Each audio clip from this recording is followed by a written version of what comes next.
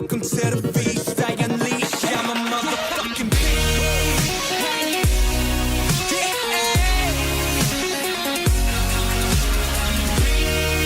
beast. Welcome to part 2 of this video, of this Q&A. This video is just gonna be straight Q&A, me talking to you guys the entire time, so sit back and just listen, relax, enjoy my weird facial expressions, and we'll get right into it. I'm gonna finish answering the rest of the questions that were not answered in the first part of this video that were asked on my Q&A photo on Instagram. If you like this kind of video, if you like the first one, if you like this kind of content where I'm sitting here and answering the questions that you guys have, make sure to give this video a thumbs up because A, it lets me know that you enjoy this kind of content so that I do it more often, and it also helps my channel grow and helps me answer questions for more people out there who might have had the same questions as you. So make sure to give the video a thumbs up before we get into it, and I appreciate you guys for watching. If you really want to skip around and don't want to listen to me ramble about everything, there will be timestamps down below in the description box for which questions are answered when. Caitlin Psyched asked, I really want to get more into heavy deadlifting and squatting. Is a belt necessary, and what brands do you recommend? Great question. It's not 100% necessary, but if you're working with those max weights and really trying to train like a power lifter, it is much safer to use a belt for helping with core stability and preventing injury. So the belt that I use is a Harbinger. It's just a Velcro strap belt. For lifting really heavy, I would probably suggest that you get an Inzer belt. So one of the leather ones is probably your best bet. If you're gonna be training hard and really making that investment in yourself for your results, then I suggest you make that investment for yourself with your belt and your safety as well.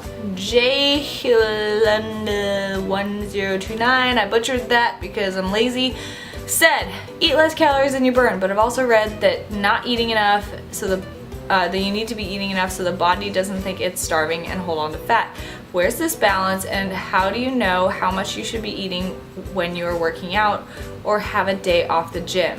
So this is a really good and in-depth question, and I could probably do a whole video on this, but in short, yes, you need to eat less calories than you burn, but you can't be starving. So what the threshold is for when your body thinks it's starving is when you dip under your BMR, so your basal metabolic rate.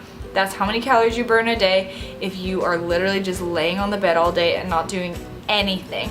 So that is what you should not dip under, and your deficit calories should be in between your BMR and your TDEE. So your TDEE is your total daily energy expenditure, which is the amount of energy you're expending every day with exercise, with cardio, and with your non-exercise physical activity included.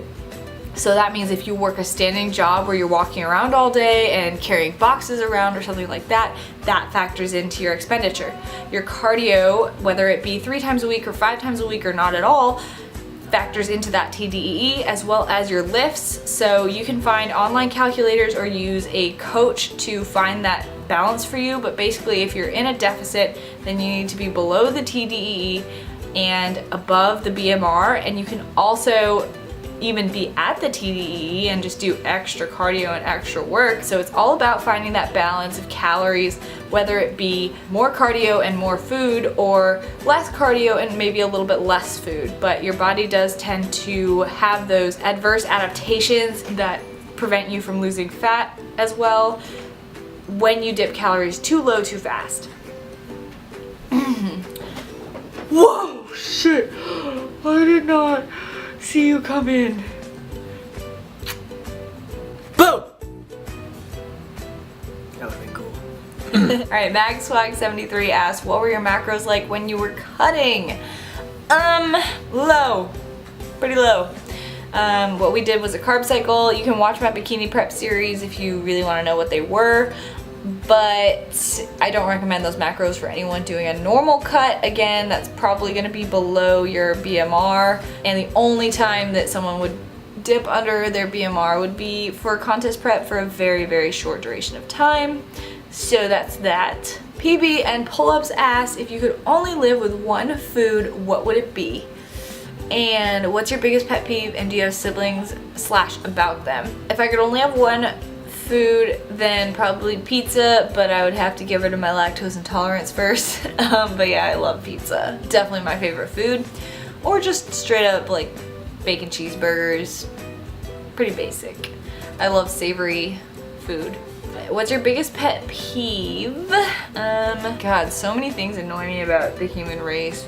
Oh, my biggest pet peeve is when people don't read and then they ask you a question that's easily answered like right in front of their face. This is not just for Instagram. I'm not talking about like read my captions. Like I'm talking about everyday life. People don't fucking read and it's so annoying. Like people don't read, people don't listen, and people don't look. And then they ask you questions and then you're like, are you serious? And this happens to people, this happens to me, like I do it and I hate catching myself do it and I hate catching others do it because I know no one wants to look like an idiot and everyone is trying their hardest, but like this society nowadays just sucks. That's my raw and unfiltered opinion. And then, do you have siblings? No, I'm an only child, so that was a short, easy answer that I could do right there. Allison with 4 N's 2.0 asked, my belly has always had a lump at the bottom and I don't like it and it makes my belly look weird. Do you have any advice? And sometimes when I eat a lot, I'll get a food baby that'll make me look like I have a whole person inside my belly. How do I limit them? Here's how I'm gonna answer this question.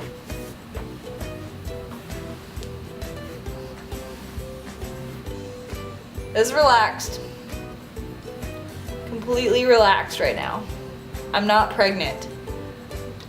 But like, can we just acknowledge the fact that this is normal? This is normal. And this is what it looks like from the front. I don't have abs right now. This is me flexing. No, but for real, like, my belly is gigantic. And I ate like 2 hours ago, so that answers your question. It's normal. Even fitness professionals like myself have that issue, and I've always just had like a bigger, lower stomach. It protrudes out from my pelvis, and I hate it too, but I think it's just genetics, and you just gotta work around it and make your glutes look so big that you can't tell anymore. But for real, like, I feel that pain, and I really just believe it's the way your body's built, and you shouldn't be ashamed of it. It's normal, and that is all. Sweaty BBG asked, why am I not losing weight if I am lifting 4 times a week and doing 30 minutes of cardio daily? Check your diet. If you are either starving yourself and not eating enough, then your body is resisting fat loss and resisting weight loss, or you could just be eating too much and you could not be in a calorie deficit. So it could be one of the two extremes, basically. So if you're not monitoring your macro intake or your ratios of calories, macronutrients, protein, carbs, fat, then you should definitely take a look at that and honing in on the accuracy of your diet on a day-to-day basis. And it also could just be that you haven't been doing this routine for very long. I don't know how long you've been doing it for, but results take time. So sometimes it'll take weeks on weeks on weeks to start seeing visible results. So depends. And then she also asked, have you ever had a boyfriend? We call this the winter pudge. Alright. This is him. This is him. This is Matthew. We've been dating for almost exactly 2 years. I'm ugly. I'm gonna go play Halo now. Hannah Walsh Fit asked, how much cardio do you do a week and what does a cheat meal look like for you? Right now I'm doing 2 HIIT cardio sessions a week of 20 minutes each and 2 moderate intensity steady state sessions of 30 minutes each per week, so 4 total. And I've been enjoying my cardio lately, so I have no problem with doing that much, and it's definitely more than I was doing before in my off season, but I like it. I like cardio. Don't hate me for saying that. Alex, my old client Alex, I can't pronounce her Instagram handle, but she asked, how much does stress and lack of sleep impact weight loss / gain, even in the midst of regular exercise and a healthy diet? A lot. Like a lot. Like, I will tell you, 2 weeks ago I had a big chemistry exam coming up and I was super stressed and I was studying a lot, and I got like 1 or 2 less hours of sleep 2 nights before the exam, and I woke up the next morning 3 pounds heavier. 3 pounds.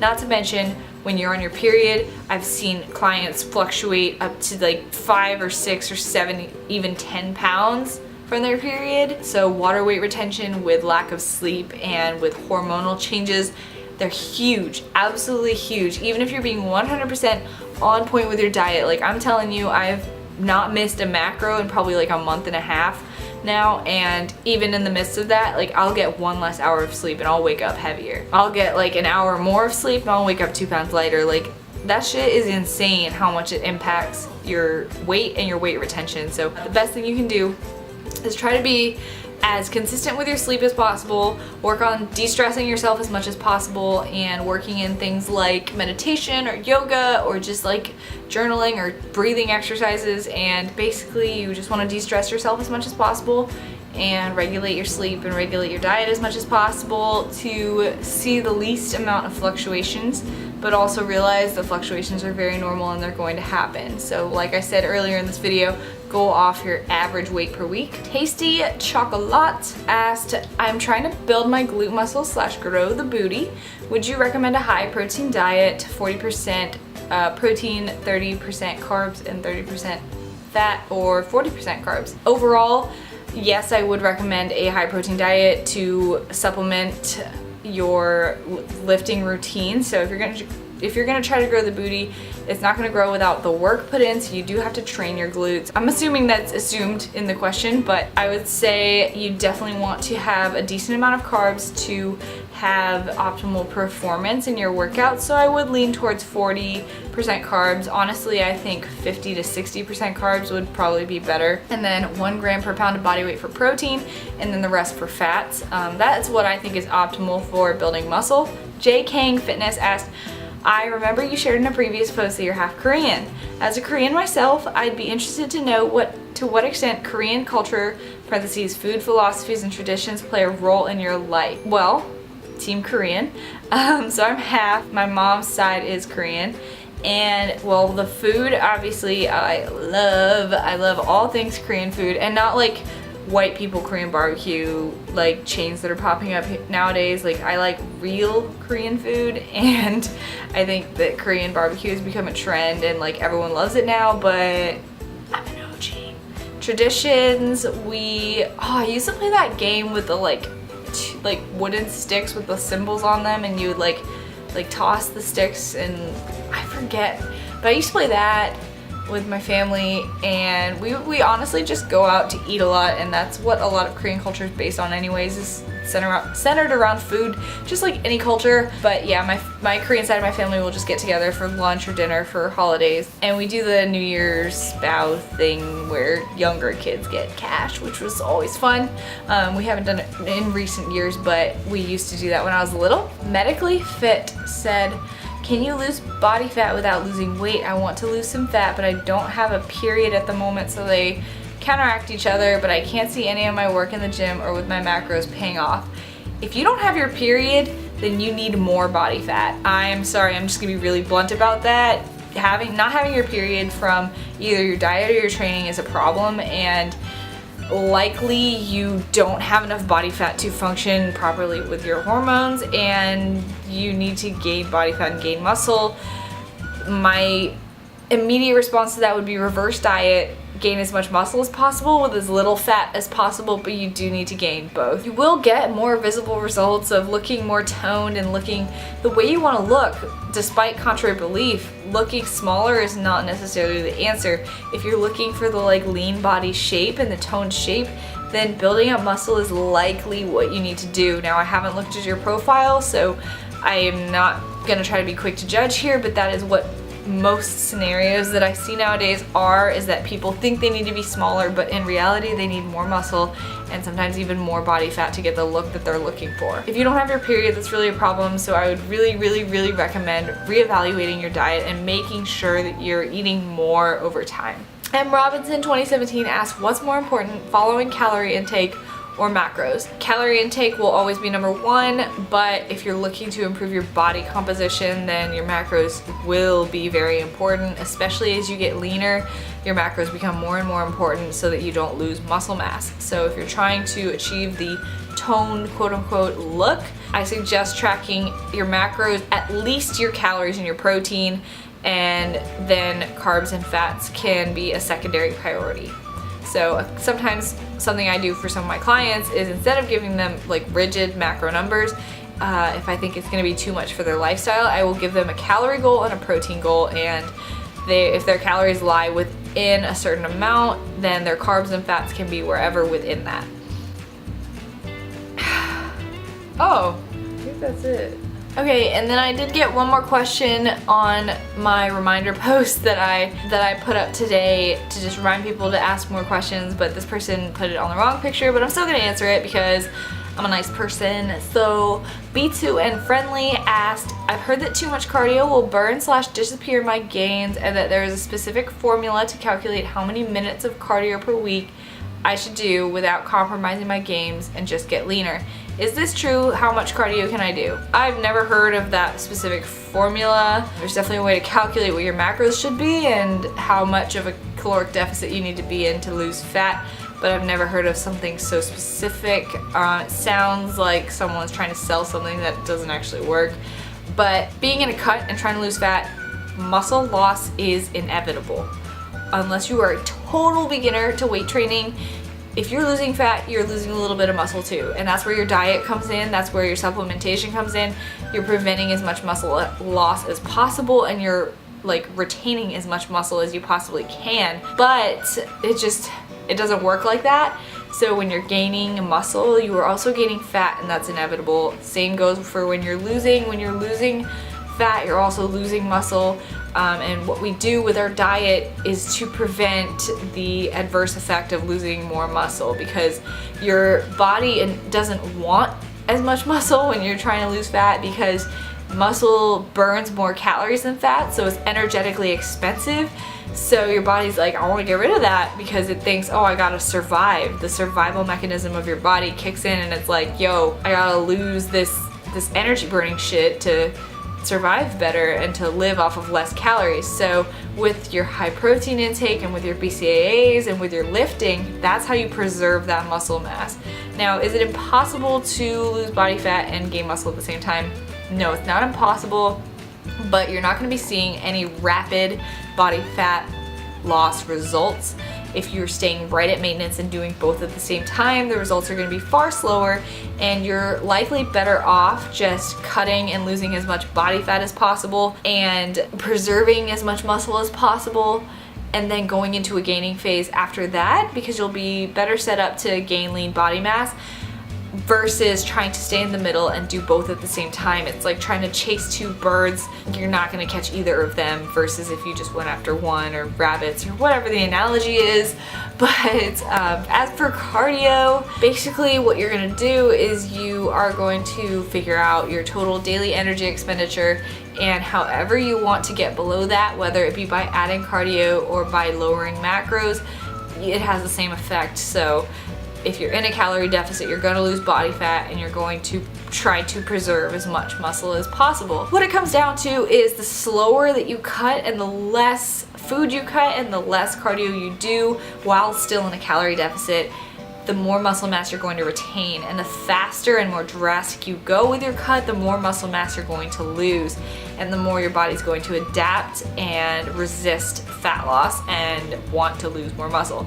So if you're doing a cut, I suggest doing it very slowly and gradually, and adding in cardio slowly. So to answer your question about how much cardio you should be doing, if you're not doing any right now, stick with it, lower your calories a little bit, see where your weight goes, and then maybe add in one session per week, and then see where your weight goes after 2 or 3 weeks of that. And then if it's still not going anywhere, then maybe add one more session of like 20 to 30 minutes and maybe lower macros a little bit. But the whole point, again, is just small changes, gradual changes over time, depending on where you started and where you want to be. So Thank you guys so much for watching part 2 of this Q&A. If you enjoyed this video, then please give it a thumbs up. It helps me out a lot as a channel, as well as gives me feedback for what kind of content I should be giving you guys in the future. Thanks for watching me sit here with my messy bed. I know it should be made. I'm not gonna make it. Sorry. That's all. Leave a comment down below if you want any sort of specific video in the future, or if you have any further questions for me, I'd love to answer them for you. So do that. Make sure to follow me on all my other social medias. They will be linked in the description below as well. Thank you for watching. I appreciate you, and I'll see you guys next Tuesday. Bye. Bye. Why did I do that? Bye. I appreciate you guys. Thanks for watching.